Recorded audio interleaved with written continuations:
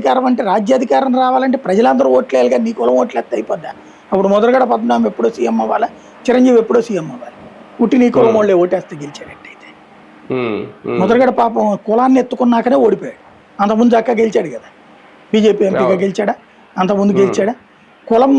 కుల నాయకుడుగా ఉంటూ పార్టీ నాయకుడుగా ఉన్నప్పుడు సక్సెస్ అయ్యారు. ఉట్టి కుల నాయకుడుగా మారాక ముద్రగడ నాశనం అయ్యాడు. ఇటు పక్కన చిరంజీవి గారు దెబ్బతిన్నాడు. అట్లాగా పవన్ అందుకని అట్లాగా జాగ్రత్తగా బ్యాలెన్స్ చేసుకుంటున్నాడు ఆయన, అన్ని కులాలను కలుపుకుంటాడు. మళ్ళీ వీళ్ళు జడగొడుతున్నారు అంతమించి. కానీ ఒకటి సార్, క్రమక్రమంగా ఏమన్నా తిరుగుబాటు మార్పు ఏమన్నా కనిపిస్తుందా? ఏ తిరుగుబాటు లేదు, పాడు లేదు, వీళ్ళకి అంత సీన్ లేదు. బేసిక్గా ఒకటి, రేపు పొద్దున ఇంకా 3 ఏళ్ళు ఉంది ఎలక్షన్. అప్పటికి పరిపాలన అనుకూల, పరిపాలన వ్యతిరేకత ఉంటుంది తప్పించి కులం ఆధారంగా ఉండదు. నెక్స్ట్ ఎలక్షన్స్ పరిపాలన సక్రమంగా ఉందా లేదా, ఉంటే ఓటేస్తారు. జగన్ కంటే పరిపాలన బాగుంది పర్లేదు అనుకుంటే ఇటు ఓటేస్తారు.